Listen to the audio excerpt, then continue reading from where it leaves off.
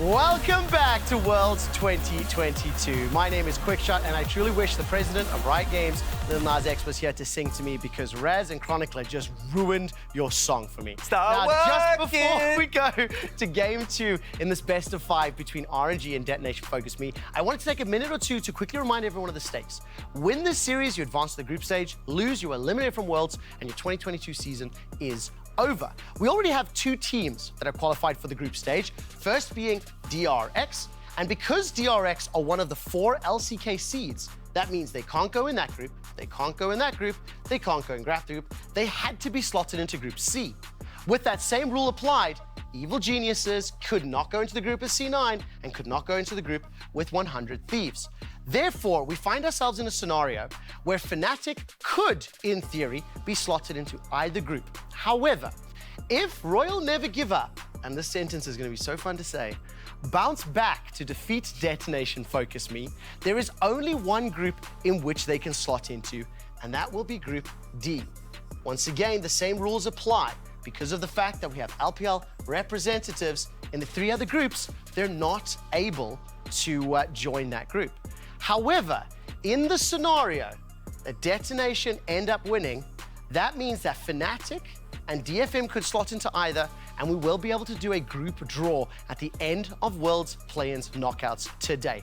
I also didn't say it, but just for clarity, if RNG win, RNG go there, Fnatic go there, just in case that wasn't 100% clear.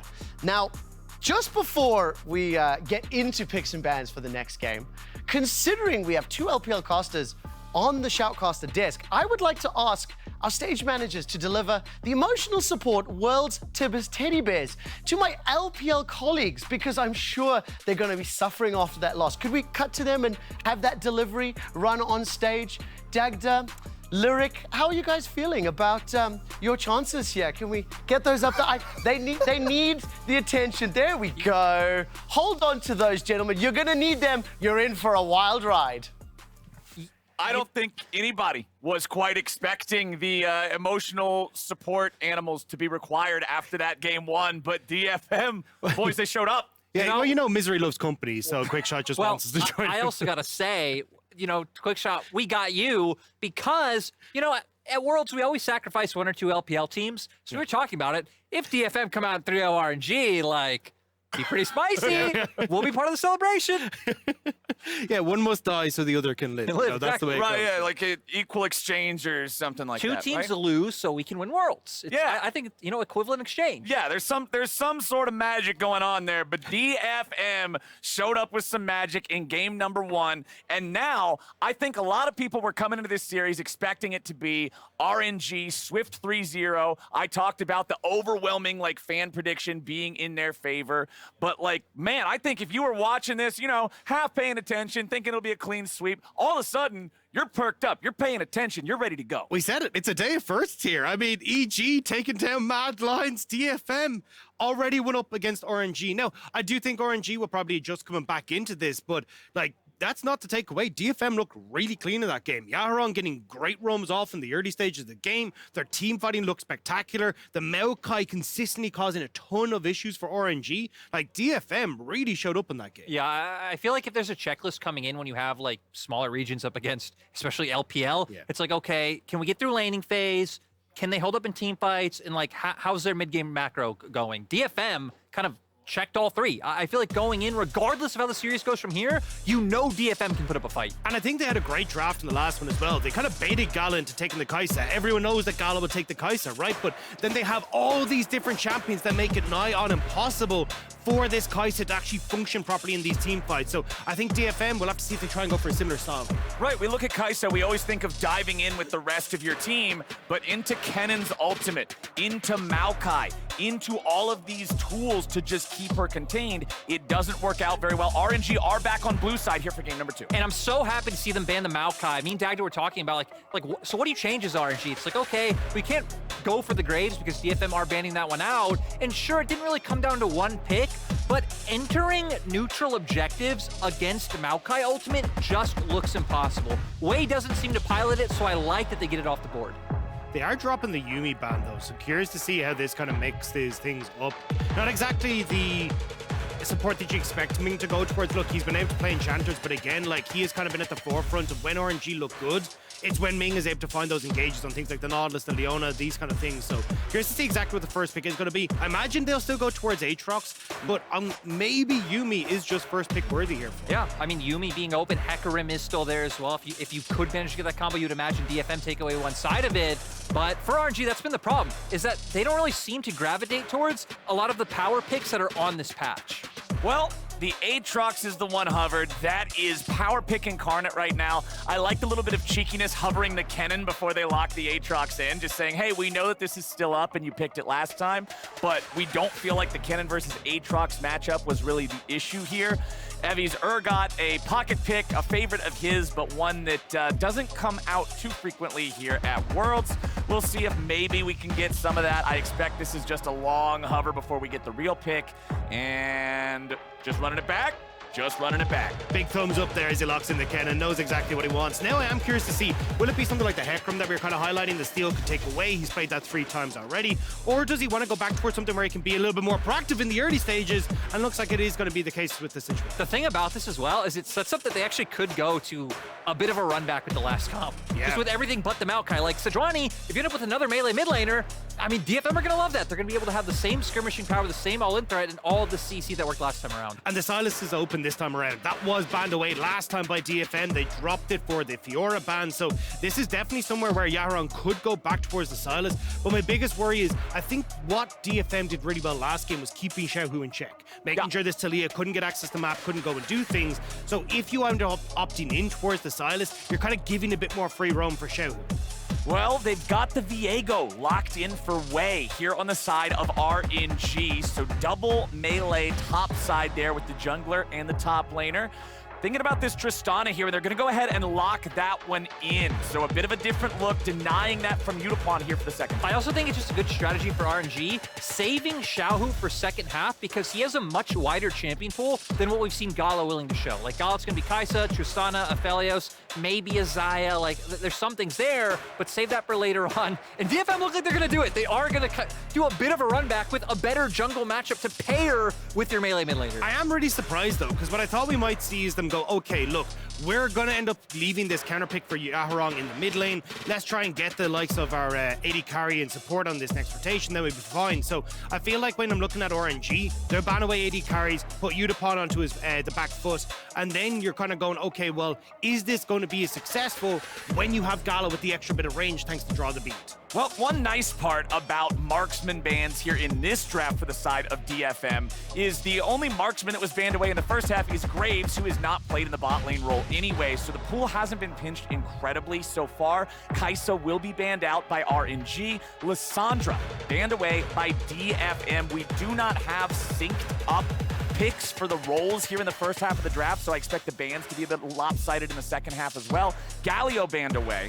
So 2 of these playmaking potential, like team fighter type of mid laners banned away from Xiaohu. Yeah, and I like the bans coming out from both sides, especially the Yuumi ban coming out last, because I was so terrified that we would get the Sivir Yuumi coming out for the side of DFM. I actually really would like the Aphelios pick here. Just give yourself some more scaling insurance policy. You have the Moonlight Vigil for big AoE when you're already setting up for this huge team fight, and that's going to be in RNG's court to answer back, and for Xiaohu to show something that can go toe-to-toe with the Yone. And I'm really curious what Harp is going to bring to the table here as well. He has played 8 unique champion picks already in the support role. This guy, very flexible when it comes to the bottom lane. We've seen the Shen, we've seen things like the Morgana as well. And I like that we're kind of leaving open the opportunity here for Harp to find out how he wants to go toe-to-toe against Ming and try and make GALA and Ming that little bit more uncomfortable on this bot side. And now for Xiaohu, I mean, we've already seen him pull out aggressive picks like the Leblanc.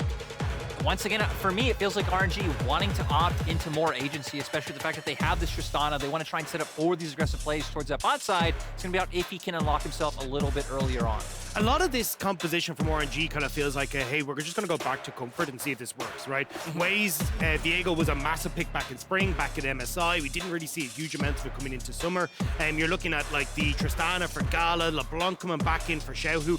These are kind of picks that these players are well known for, but it's not exactly something that we kind of think of traditionally as the meta picks we've seen so far. And I do like them going for engage here on the last pick, because that was my big concern with these first 4. There's not really a way to go in unless you're just so far ahead that you're flanking them, collapsing, you're always there first, whatever. Amumu is at least going to give them a trigger pull. It is going to give them a way to go if they want to take the fight. But what is DFM going to pick into it? Harp played Yone last time around. Definitely the Braum locked in. Yeah, I think it just looks like a great pick into what RNG have. Going to stop the Amumu from being able to get in, deny some access, as well as pairs well with Sejuani. Again, just all ins on the fact of this huge AoE team fight that they've been setting up for. The only thing I'm worried about with the Braum pick is now this gives a ton of agency to Xiaohu. He can pop in, he can blow a bunch of damage, hop back out. There's no one really that can lock him up quickly enough, especially with like without popping a Kennen ult or a Sejuani ult or investing a huge amount to try and deal with him as he tries to get the poke off. Right, it would have to be like a point-blank Sejuani ult. Kennen's ult requires stacks. Yone has to channel his ulti before he's able to use it. Braum needs stacks. Aphelios has to mark you and then CC you. So Leblanc, if played well, which we know what Xiaohu can do on the champion, could really run amok. But this is the thing. We said, hey, it's about Xiaohu in the early game last game. Talia was nowhere to be found. Now we're saying it's about Xiaohu coming into game number 2. He needs to step up. He needs to get help from Wei to get control of this lane if he wants to have that impact that can win the game. And I feel like that's the distinction for me, is that RNG's comp looks like it should do a bit better in scrapping in the early game. They want skirmishes, 2v2s, 3v3s, make it brawly. So for DFM, like, they can fare decently, but it's a lot more to be about the 5v5s and especially scaling as the game goes later on. Exactly. That's what I look at. When I see champions like Viego, despite the fact that obviously he can go to Reset City, like you take possession of 5 different bodies during the team fight, go off. When I see Viego, I think 2v2, 3v3 type skirmishes. When I see Aatrox, I think that. When I see Leblanc, I think that, right? Like, these champions are good at making those fights happen. And so I guess what I'm trying to say is if you want RNG to win this game, I don't think you want to see 10 minutes on the clock before we get first blood. No, definitely not. Like, they need to get it going a little bit earlier. Once again, should have some semblance of pressure in this mid lane matchup early on in the game if Wei can try to combo down here. And then with the Braum coming out on bot side, it actually should also open up a lot of free reign for GALA and Ming. So Ming gonna have to be a bit more active on the map this time around, because in game 1, Harp was out roaming him. And that was one of the big things that was kind of the talking point, right? Was RNG, hey, look, we said push in mid, maybe they can lean bot, but Wei almost tried to shortcut his way into bot side, didn't help out in mid, couldn't get Xiaohu's help. Steel did a really good job of reading these plays from RNG early and kind of bypassing some of the struggles that DFM had. And DFM kind of knew, hey, look, if we end up getting these small leads against the last composition, we will win. And now it kind of feels like, again, if RNG don't get off to these good starts, I mean, you're not getting resets for Viego, for Tristana, your LeBlanc starts to fall behind. DFM once more just have a great front-to-back team-fighting team, so RNG need to make that work stick. Xiaohu also having the Ignite on LeBlanc. Remember last time with Talia, he took the cleanse. He's not taking the teleport here on the mid laners, so they aren't having that extra macro power later on in the game, but it does give him more individual capability to find those kills and get that ball rolling, and I like that, and I want to see RNG playing around that and enabling him. Both junglers are starting on their blue buffs this time around. You can actually see wards from both teams on the red buff of DFM, keeping track of that one, making sure that nobody's there. And so we're going to see junglers pathing opposite sides this second game. And I feel like for Steel, it's very similar to game 1, where you expect to see him a lot mid, especially with the melee mid laner coming out.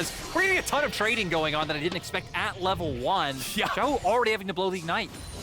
Xiaohu using the Ignite there kind of reminds me of back in the day when we had old runes and masteries and you just randomly ignite the guy level 1 for 5 AD. Feels good, but not so good for Yaharong here, as he is not level 2 at the same time as Xiaohu, which means Xiaohu can zone him away from this wave, really keep him far back as he tries to regenerate that HP. And Wei's the one who's actually going to benefit from this. Look where he is on the map. He's starting to get that invade in towards the top side here. Actually going to stick around in mid, see if he can punish Yaharong as he tries to push up, but had the opportunity to steal away those camps. Waves coming in, right through the smoke, goes for the stun, finds it. Nicely done there. Yaharong down to below 200 HP, no potions left in inventory. He's got to go home. And there might not be a kill, but look at the CS in mid lane right now. Yaharong will be able to get back because he's a TP, so should be able to get a lot of that under his belt, but still, the fact that they've been able to assert this much pressure in mid early on, when we set that up as the win condition, is quite nice. And Steel gonna try and find something off the back of seeing Wei in the mid lane, but really no opportunities with GALA and Ming's wave getting pushed in.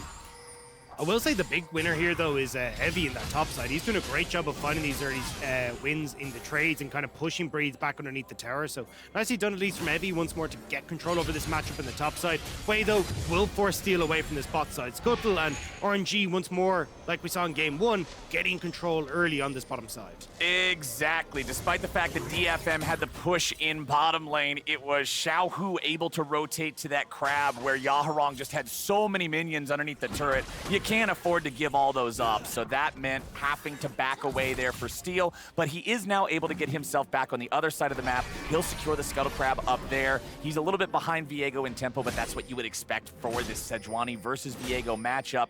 Evie still controlling that top side like you were talking about, taking advantage of the Kennen range and the power nice and early, but now that Yaharong's teleport is down, I'm interested to see what more RNG is going to try to do here. Yaharong just trying to get this wave shoved out and crashed into the turret.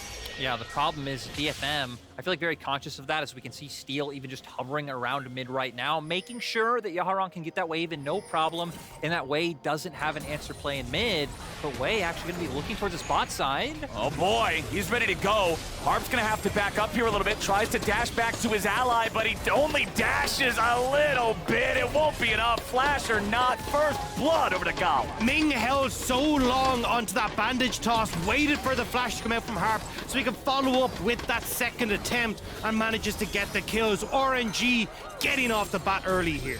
And being able to take a summoner spell, so gonna be able to set up for a repeat play down in the spot side. Wave gets pushed in as well, so maybe you could try and answer back on a bounce back. And we're 5 minutes in, and we've already had a lot of solid ganks coming out from RNG. And Dagda, we were talking about this a little bit before we came live, that RNG are not really the team from the LPL to tilt.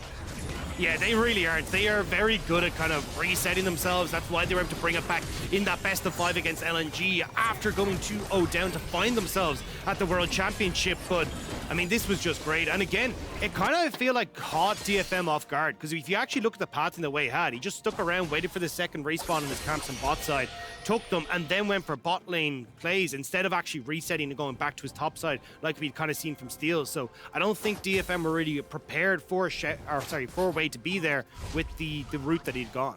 Well, Harp's going to show up in mid lane now, just going to walk through here, help Yaharong make sure that this wave is able to get shoved up. Xiaohu can't do a whole lot about it, so he'll just have to fall back here to Leblanc. Only level 5, just now hitting level 6. All of our solo laners actually at that critical juncture. It means a lot, especially for champions like this Kennen, that he has his teleport still up. He has his flash still up. If a fight breaks out somewhere and he's got a good spot to join up, that could be devastating. Exactly, because for DFM, this is the window they're looking for, right? Ultimates to be online, that's when Yaharong will start having pressure, as Xiaohu actually does out-trade him right now, and, well, everything I'm saying goes out the windows. He's forced to blow that one right away. Yeah, and just really nice job from Xiaohu, right? Lands the double chains, and because you're not exactly sure where RNG are on the map, they decide to end up using Yaharong's ultimate to get him to safety. But at least it should be back up for things like the Rift Herald that's in a minute and a half time, because that's where I'm really curious to see what RNG's game plan is going to be. It feels like with Evie having ult, Yaharong having ult, Steel as well, like that's a lot of CC on that top side. And even though we were talking earlier about the skirmish potential for RNG, like it's matched quite heavily by DFM, so there is a world where RNG just go, we're going to lean bot, we're going to look to try and use that Tristana to take turret plates and just give Rift Herald across. Right, because they have many options, especially with how Xiaohu's been able to find himself in a pretty solid place in mid, because Leblanc, an excellent champion, if they were the team on Rift Herald first, with the control they have in side lanes, can just pop over the wall, start poking people out, try to burn summoner spells and not allow DFM to enter, but their composition definitely giving them a lot to work with at this point in time.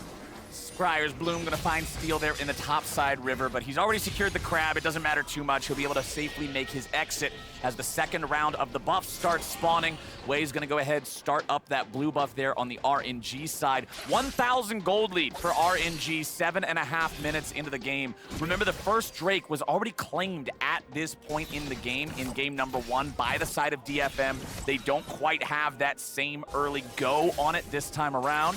Yaharong just continuing to farm up here in mid as Wei's hanging around nearby. You can see Xiaohu coming right back down the lane. They might look to see if they can catch Yaharong trying to shove up the next wave here.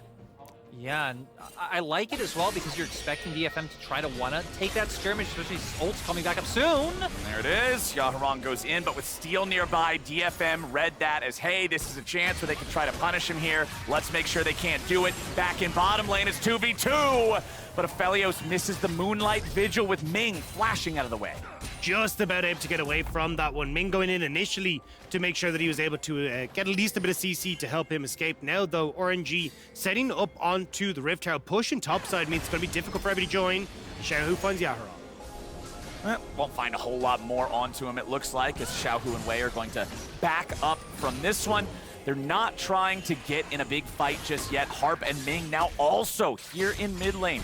Walking up from the bottom side, which leaves Yutapon all alone. Everybody always does the red, white, don't fight meme. Well, GALA just says, get this dude the hell out of here. He's not worried about it whatsoever as the mid lane fight continues. Harp jumping back away. Wei is ready to come in and try to secure this kill. Harp gets himself back out with a nice flash, and DFM comes back and finds the kill. They're getting the money. And bottom side, Yutapon's grabbing a kill on GALA too. Double kill back in mid for Steel. It's DFM all over Summoner's Rift. It's happening! DFM find 3, and this was my biggest worry for RNG if they're going to go for this skirmish on the top side. You have to burst someone out with Xiaohu away, otherwise the consistent damage is just there for DFM. Wei overextends, ends up giving the kill across the DFM, and they can now turn it back. But RNG, I don't know how you can test this. They're not done. They're gonna try. They'll walk up only to see Steel take the eye. Arctic Assault should be fine to get him over the wall here. Not going to get stuck in the pit. Boys, it's another DFM lead 10 minutes into the game. DFM, again, just great prep coming in, leaning on the same power picks to find an advantage. Sure, RNG are finding favorable trades in the lane. We've seen Xiaohu especially doing quite well, breathes in a few waves that he's had prio on, been able to start leading down, but DFM waiting for members like Harp to show up, knowing that if it is an even numbers fight, they are able to go for it. So I love that we get the replay now because so much from RNG just gets burnt onto Harp right here. Engage comes through. We're gonna see the exhaust actually come out onto Wei, so he's unable to get a lot done. And sadly for Wei, right after he jumps in with the ulti, Steel answers back with his own, allowing for the pick to come through. And I have no idea what the hell happened down the bot side. Yeah, looking at the mini-map, it looks like GALA went like full in, trying to see if we we get get to the see kill it. here. All right. I think he just jumps in, yeah. And Yutapon has the healing. GALA doesn't get the initial damage and just completely overestimates how much he can get done there. GALA's gonna want that one back. Got a little bit too hyped there and ends up paying the price for it. DFM feeling good now. Sunfire Aegis completed on the Sejuani. This is one of those champions that sometimes we see players go for the Bomby Cinder into Warmog's build, but he's 2-0. If he completes the Aegis, he stays ahead of the curve. He's much more of a threat here in the fights. I'm liking this. And he still has that Rift Shard in the back pocket as well, so he can even add more into his bank account. They are going to start up the Dragon here. RNG are in position. I think if DFM are able to get this Dragon and lean mid, they can immediately turn down the Rift Tower because everyone on RNG's bot side. Ming jumps on Harp, but again, this is usually not a super successful plan to go after the Braum, and indeed, it is not just yet, but Amumu might be just as much of a problem. Yutapon gets the snipe on Ming. How many times you gonna jump on Braum before you learn you can't be jumping on Braum? DFM doing a great job of punishing the RNG mistakes. Like, Xiaohu is walking back mid from base. 4 members of DFM there. Their bot lane very easily able to rotate. And when we were just saying that RNG typically haven't been one of our teams to get flustered, looks like they are, and DFM are answering back beautifully. Even going back to the Sunfire point, like, look at the damage that RNG has. We don't really have anyone who could burst down these tankier members of DFM. They've been trying on the Braum so many times. I'm scared for them when they try to take down the Sejuani. It's the same conversation as game 1. If RNG fall behind, Xiaohu can't do what he needs to do. Wei can't get the resets. Like, DFM have such a strong front to back, and they're already stacking these objectives as well. RNG are just throwing people at DFM, and they're saying, thank you very much, we'll take the gold. And let's go back to the Xiaohu win condition that we were talking about that you guys were hitting on so hard coming into the game. Remember that you're up against Yone, and this is not the old school, like, Immortal Shield Bow, Infinity Edge, like, Field Crate Yone. This is the Bork, Sunfire, like, modern bruiser build. It's hard to assassinate him if you're LeBlanc, if he's able to get going and he's able to be ahead of you. Kennen is just going to be a torpedo. He's going to go in and press R. After that, he's done. Whatever. If he dies, who cares? And that's why your big focus here is going to be Yutapon, right? You want Xiaohu to be able to get access to him, but you've got 2 kills already. Like, this Aphelios has a guild force. Aphelios is one of those AD carries that hits back if you try to assassinate him. So you've actually got to be super careful here, Xiaohu, that you're just not getting outpaced by DFM entirely. I also feel like one of the big takeaways from game 1, like, let's remember, Evie was getting hard focused, pretty much taken out of the game, didn't have a huge impact. But DFM 2 games in a row have drafted compositions with 3 threats. Even if you are able to take 1 down, they have the damage to be able to supplement the rest of a fight. And I like this about Evie, because remember, this is the guy, like, they keep banning the Gnar away from him on the side of RNG. He's known for having the good Gnar. He's known for playing stuff like the Urgot, right? Like, this is a dude who is not afraid to take something that is not a meatball into the top lane, and his team's also not afraid to not have to play around him when he does that. Sometimes you see teams be like, okay, well, if you're on Ornn, we're going to abandon you. If you're on anything else, we'll try to help you out a little. They're fine leaving him up there more, as now here in bottom, the fights continue underneath the RNG turret. Steel flies in with an ulti over the wall, but it immediately gets cleansed off by GALA. Yeah, a little bit overzealous coming from DFM, but just the amount of pressure they're even able to exert in this 2v2 after Yutapon threw out that Moonlight Vigil earlier on to chunk GALA out, getting some nice gold for themselves. Now Yaharong. Boy, got the flash out of Xiaohu there. Nicely done. I love how aggressively Yaharong plays this. Yone is one of those champions you get to bully early, but then once he finds his footing, he just becomes a protagonist. And Yaharong knows exactly when he finishes his training. He really does. Didn't even take that long either, because we saw him finish it in game 1, I guess coming into another one in game 2, and now for DFM, I mean, we were setting up RNG, wanting the early skirmishes, finding a lead for themselves, having a 3K gold lead, breaking down first turret, and it's only going to get easier from here. RNG are really going to rely on playing creatively and setting up picks. But this is the thing for DFM, right? Like, we've seen them growing over the course of the tournament. And I mean, Evie talks about how a day... Oh, we're going... Wait. Go, Cannonball, go! The curve on that was impressive. Angelina Jolie. But, oh, hang on. They're going to back away, but for Evie, they talked about how disappointed they were in their games day 1. They felt like they didn't have the best jobs. And then he also comes back and says, hey, look, we can beat anyone in this tournament. And right now, they're proving it correctly. And for DFM, a team like for Yutapon, who's been on this team since 2013, it feels like this has been such a long time coming for DFM, for them to be able to step up and go with the best. Well, Evie's forced to slice through that Maelstrom there as Breathe popped the World Ender, maybe threatening a dive, but Evie keeps himself alive now, critically saving the flash as well. That flash Kennen ulti, you talked about it in game 1, my friends. It's so important on this Kennen, kind of turns him into an entirely different champion in terms of how you have to approach the fight and what you got to be wary of. And he's got the teleport to be able to join in too. So even though he went back to the base, if they want to fight, they could still bring him in there. But RNG is going to get the Herald here for free. The response from DFM, they're willing to let these go. They've got a man in the side lane, and they're going to let him push. Yeah, they're just going to be able to get that wave in. Does give them, complete vision control over the bot side jungle, so no one from RNG could be able to rotate back and forth between mid and bot. We kind of saw there how RNG needs to set up to take neutral objectives, right? Hard force in the 1v1s before they come out, get those health advantages, and then it's like, hey, DFM can't enter this 5-man core and just out-team by you. But the problem is you spend all that pressure on topside for RNG. DFM are like, cool, well, we're just going to move over towards the Dragon now that's in a couple of seconds. So now it's DFM that are set up. You don't have those health advantages. You don't have that positional advantage. And DFM are looking to see if they can pick off RNG as they start to move through. Wei charges in there looking for the Spectral Maw, but instead he's going to be found. Wei tries to get out. Yaharong burns away, and Wei ends up getting the kill credit. This is the kind of fight RNG's looking for. Breathe coming around from the side. Gets caught up here a little bit as Yutapon does have some CC available with the Gravitum, but DFM went for the play there, and it's their mid laner who gets punished. Evie TP'd in. He's in no man's land. Should be able to get out of here, but RNG are hunting, so the pick onto Yaharong should give the Dragon. And this was just a little bit too hype out of DFM there. Evie doesn't even have an ulti ready to go with that TP. Yutapon using the Gale Force there to reposition away from the Infernal Chains. Xiaohu coming in, gets exhausted. They're ready to fire back here a little bit, but they cannot fire enough. It was close, but no cigar. And it's RNG smoking DFM. GALA's gonna knock Evie right back away, but he may still die here with the red buff pit.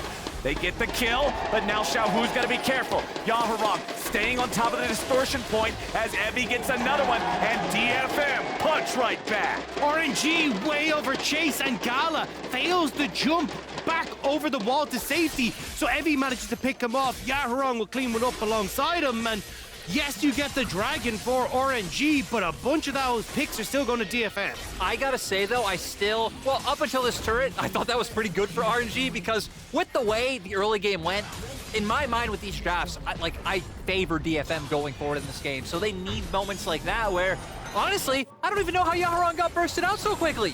He was there, then he was gone. Yeah, there was so much damage that came in incredibly fast. We actually don't even get to see Yaharong because this is the after fight where Breed does a good job of putting pressure onto Yutapon to get the Gale Force out. Xiaohu thinks, okay, I can now burst out Yutapon, but here, Yutapon goes down. GALA, this is where it gets a bit unfortunate. Gets the reset here, goes, okay, cool, I've got help from Xiaohu.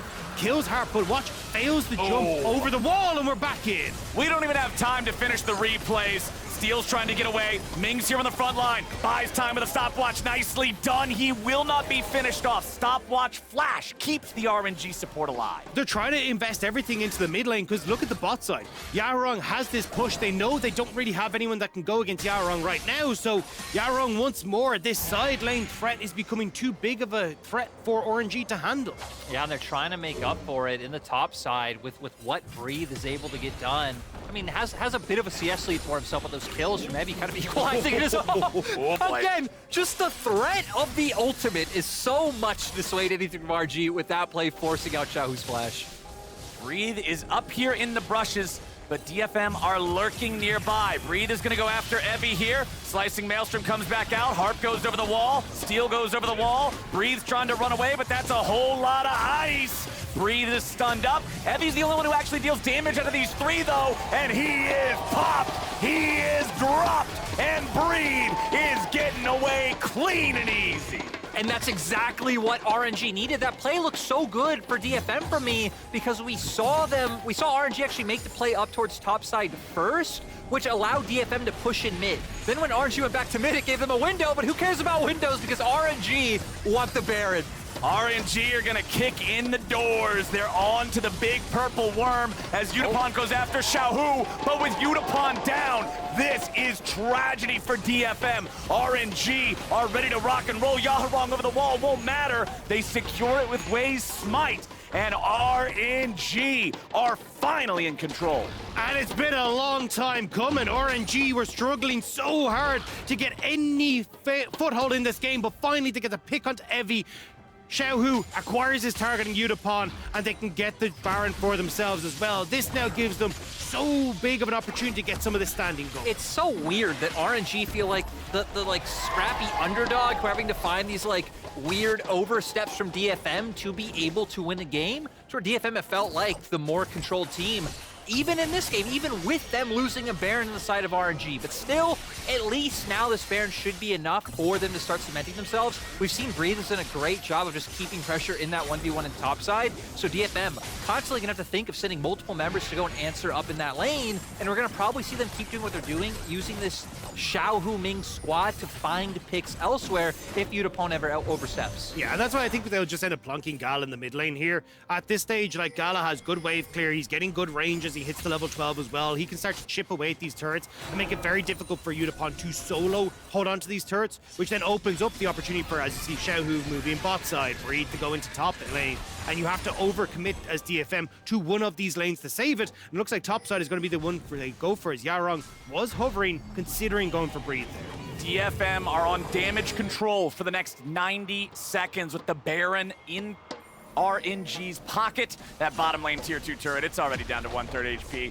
Xiaohu can take care of this one very easily. If Yaharong goes anywhere near him, Wei is just waiting in the shadows over the wall there, ready to follow that mid laner, ready to keep him protected and keep this momentum going. Tier 1 turret still standing after 22 minutes of gameplay. You know that RNG would like to be able to knock this one down, but DFM still holds the line for now. Drake spawning in about 10 seconds, and RNG have taken control of the bottom river. And this is why coming in, we thought RG would be one of our better teams in the mid game because they don't over-aggress too much for things. We see them just know, hey, we're gonna get this vision between mid and bot.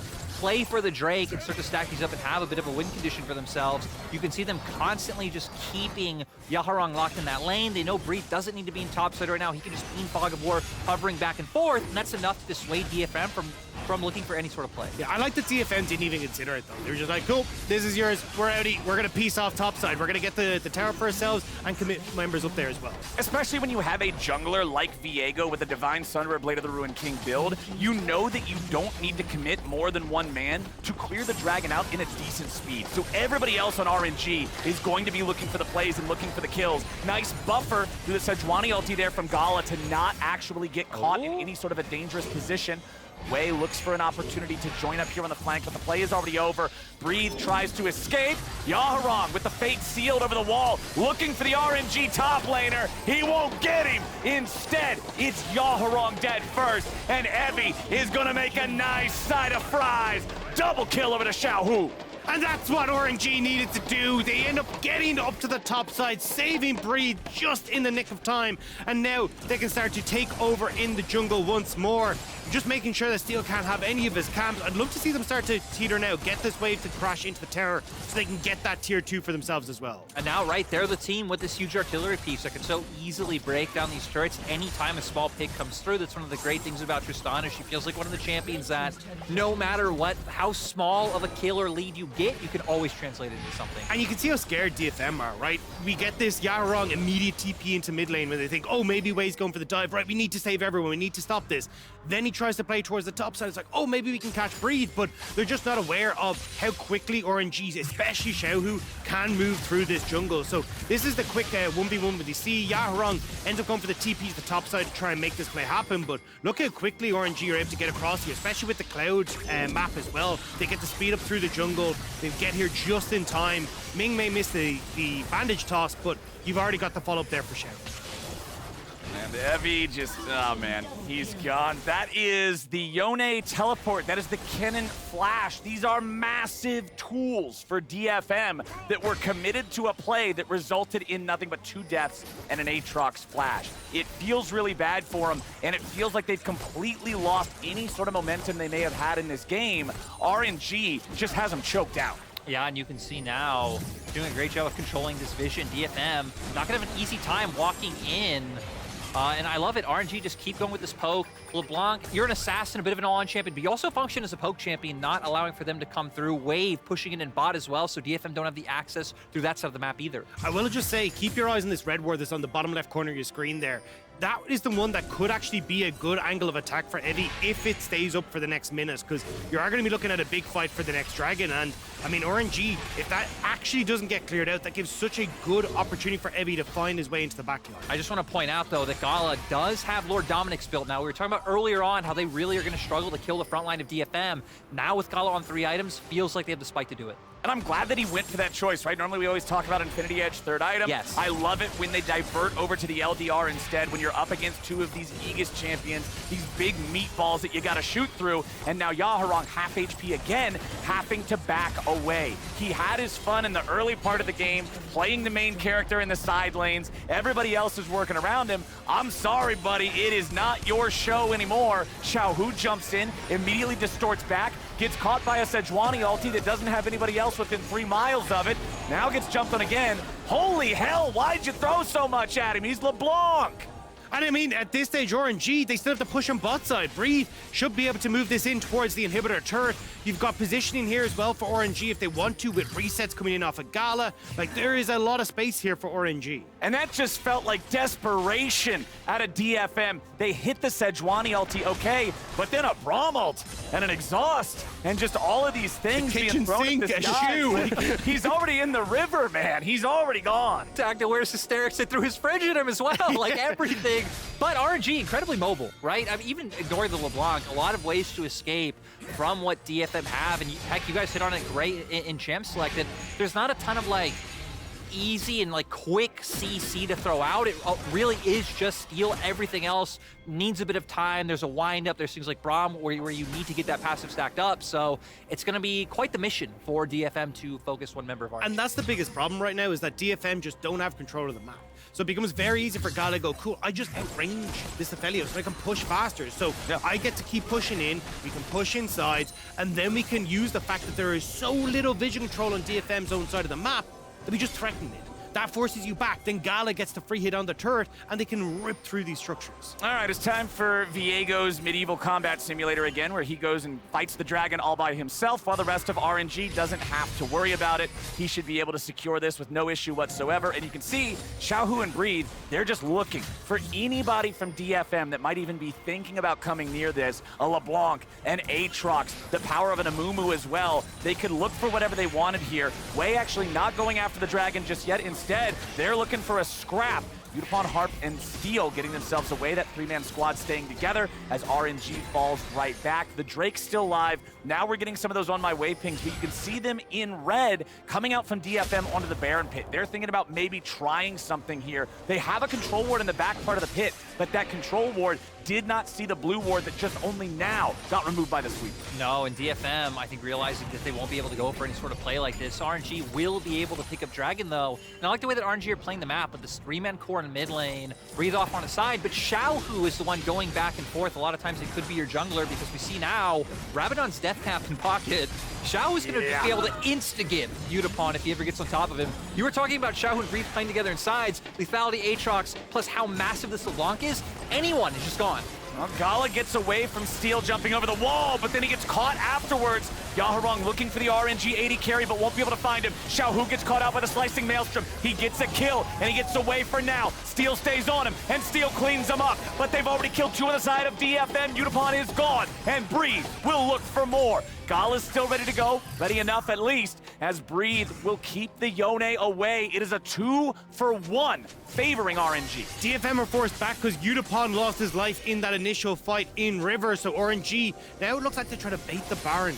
See if they can draw DFM in, and Harp's gonna answer. Oh boy, there goes Harp. There goes Harp. GALA grabs that kill. Yaharong cannot snap back anywhere, and here comes Wei to follow it up and take down Steel to complete the ace for RNG. RNG might have made a sweat in the early game, but able to come back with some beautiful picks and honestly just beautiful plays, baiting them into the Baron pit. DFM knowing, hey, we can't lose this one. We have about the same members have to go for it, but walking into the waiting arms of RNG. And now with a Baron in the cards, Dagda, everything's feeling back to normal. For now. Can someone come up and collect these emotional support teddy bears? We're done. We're good now. They did their job, man. I'm saying that right now. They did their job, and RNG are doing their job here in this one. Baron under their belts for the second time this game. Let's take another look at how it started off here. This is the biggest problem that DFM are having, right? Is that they never actually get to set themselves up properly. Evie is only just getting to this fight as everything in the kitchen sink has already been used, right? Yutapon has gone in. You've already got the Sejuani ult down. You've got the Yone ult down as well. Everything has gone through before Evie really gets here. So we're not getting these front-to-back fights where DFM have a good chance. And instead you're getting, Xiaohu with access to the backline, Yutapon getting picked off immediately, and then going in blind into this. It's easy as you like for RNG to clear this. And I just want to remind people that, this started the opposite way. That sure, there weren't a ton of kills early on, but DFM were the team with map control for the first, 10, 15 minutes of this game. Flowers talking earlier on, that was when he was the main character, but after those picks and mistakes came through for RNG, just hasn't been the same. Yeah, RNG had a sloppy early game. We saw the two different attempts from Ming to make a catch onto Harp, and it was just like, come on, man, what are you doing? We saw a 2,000 or 3,000 gold lead for DFM, but this is where we got to see more of the major versus minor region difference in the mid game, in the coordinated fights, and RNG has pulled ahead to the point where now DFM's gonna need a miracle to be able to survive. It's another 100 seconds of Baron they have to endure. And I mean, we've now gotten to the point where GALA does have the Infinity Edge, so pretty much being at full power for the Tristana. They're just gonna go for the fight. There it is. Bandage toss, flash, ulti, goodbye Aphelios, goodbye Braum. Evie, it was cute, but that's about all you're gonna get. Steel tries to get away, Yaharong running out now as well. GALA may have died, but it cost the entire game to do it. DFM, with only their mid laner left, fall to RNG. It was a rocky early game, but RNG will bounce back in game number 2. DFM tried to run the same comp twice in RNG. Learn from mistakes. RNG got it figured out. Yaharong's gonna go in with a fate sealed, but I think the fate is his own. He goes back into the fountain. RNG has plenty of time. Xiaohu drops the ignite, and he even gets the fade away kill. Series is tied up, and RNG gets the win. And a lot of the work in this game done by Xiaohu. We were setting him up. Hey, he has to do a lot early. He has to do a lot in lane. He was trying, wasn't able to find it, but it was him capitalizing on mistakes, him leaning towards those sides that made him end up, I believe, 8-1-4 on the LeBlanc. That's what you'd expect, right? Xiaohu's the captain of the team. You want to see him leading the charge. He is the dad. He is the dad. Ming is the mom. We've been through it. Oh, yeah, he's the dad. You're right, yeah. But I think it definitely says a lot, right? Where we were like, look, Xiaohu needs to be able to step up. And after going down 1-0 against DFM, able to step up big, even with the early game that was heavily DFM favored, it's good to see that the LeBlanc had that impact that we're hoping for. And this whole game, like, I'm glad that you brought up towards the end how the beginning was, because the second half of the game felt so much like an RNG landslide. It's easy to forget how good DFM was doing in the beginning. But on the other side of that, RNG showed that they've figured out how to play against these guys, even if they do fall behind early. So for DFM, now I'm going to look into game 3 to see some serious changes, to see some big changes. I don't know if they want to go blue or if they want to stay on red, but clearly RNG answered the call to step up and figure out how to beat this comp, which was very similar to what they ran in game 1. Yeah. And now DFM, they're going to have to try to figure out how to do the same thing. If you want some more Worlds coverage after you finish watching this broadcast, by the way, you can check out the Dive podcast on Spotify. I know those guys are pretty cool. The gang is getting together after tonight's show, so make sure you are all prepped ahead of the group stage. Now, we're going to toss things back to the State Farm Analyst Desk. Now, RNG are 19-1 over minor region teams. For 20 minutes, I believed. For 20 minutes, I was convinced it was going to be a 2-0. And then it wasn't. Let's start by talking about the draft. You can see the pick order on your screen. Chronicle, I'd love to come to you first for this one. What did you make? Not a huge amount of pivots, but I did like the Maokai ban. Yeah, so the Maokai ban is the biggest one to me. I think Maokai has been the great equalizer. So if you're a better team, just ban it because you don't want to deal with it. And secondly, giving more agency to that Wei and Zhao, who 2v2, I think plays much more into the style that we've seen RNG have a lot of success with, and it made a really big impact. Yeah, and on that note, holding the mid lane pick, because in game 1, Talia was blind picked, then you saw Yaharong's Yone, and it had great impact. This time around, they held into 4-5, and then got the ideal pick for Xiaohu. He made an immense play, or at least like impact in this game. Yeah, definitely the case. I think I want to turn our attention to one particular player that stepped up from game 1. He's going to earn our 1+ OP player of the game. We're going to take it to the top lane for RNG. Breathe. I think in game 1, by the 15-odd minute mark was down 0-3 along those lines. The same matchup into that Kennen.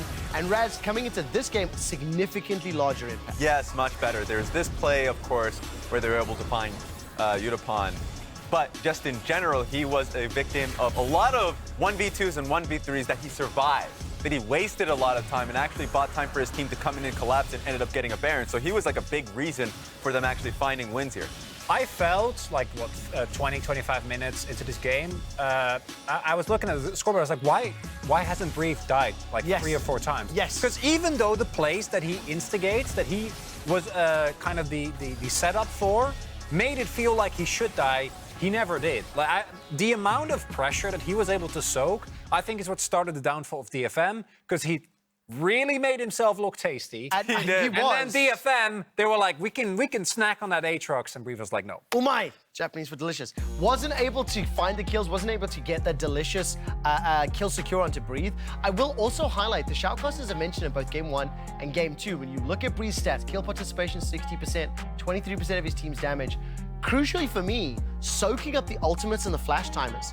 In game 1, we saw how pivotal it was for Ebby's flash slicing Maelstrom to turn team fights. This time around, they were throwing everything in the kitchen sink at Aatrox, didn't get the kill, didn't get the Baron, didn't win the game, and I think this was the moment that I knew RNG were going to do it. This was where the play where I said, Breathe, why are you showing? They're collapsing on you, and I was wrong, and Breathe was right. He knew. He knew. He knew. He knew. Yes, he was playing so well this game. This is another moment where we saw what happened last time. This time around, gets the alley-oop for the Viego. And they end up wiping this play. And so, yes, he was presenting himself to the enemy team as like a tasty meal, didn't end up working out. And then the moment that it happens, Baron, that play was at 1950. They kill the top side of DFM. They get Baron, and from that point on, it's a classic RNG game. They never give up any control. And it feels like we've kind of returned to normalcy here in that second game. Yeah, and you mentioned, of course, that it was really difficult to ever get the catch on towards Aatrox. It was the same with Leblanc. They threw a lot to find one pick. Can I jump in here? The statement that Chronicler just made, we have returned to normalcy. Excuse me, my friend, did you see that goal graph?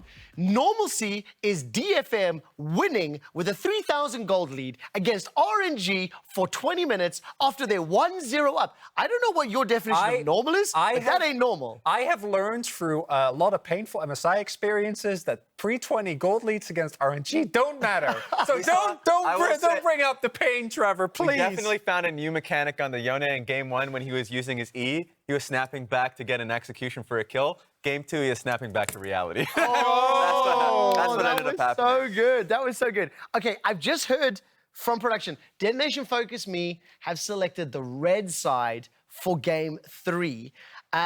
I have been returned the emotional support teddy bear because now with DFM losing, the other team that I've thrown my lot behind, I may need to hold on to this one.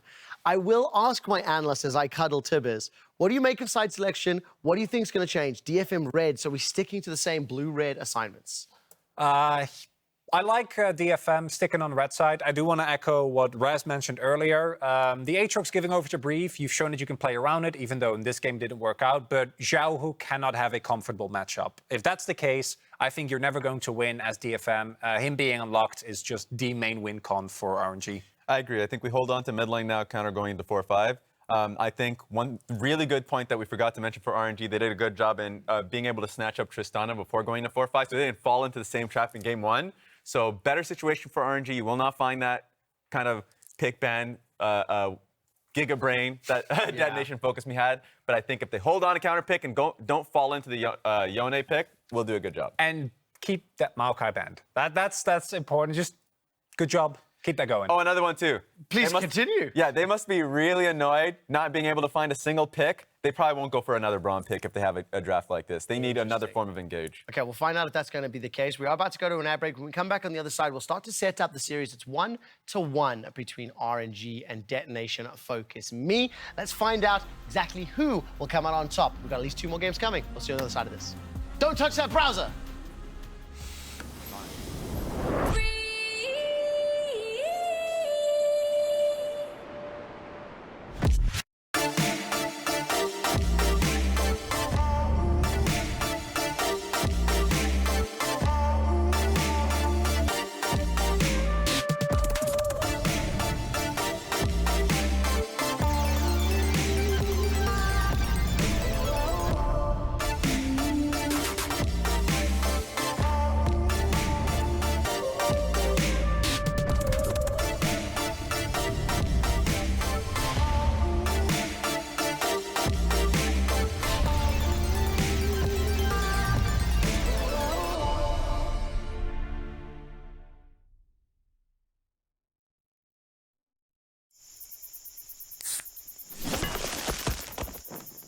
Red Bull gives you wings. Behind 21 epic days of epicness. Behind 1 billion hours of drop jaws. Behind every match, every broadcast, every moment at League of Legends World Championship 2022 is the network capable of making it all happen. The Cisco Network, aka The Realm. Cisco, powering the future of esports. Yeah, that's the most I can give you. Fine. Then it's time for the ace up my sleeve. My beloved squishy pig with original holographic cover art. Hey, Ash, what you selling? Save the references, Jake from State Farm. I'm saying goodbye. This little piggy went to the game store. You don't have to sell your favorite games. State Farm has coverage options, so you get a rate that fits your budget. Thanks, Jake. Hands off the squish! For surprisingly great rates that fit any budget, like a good neighbor, State Farm is there. Call or click to get a quote today.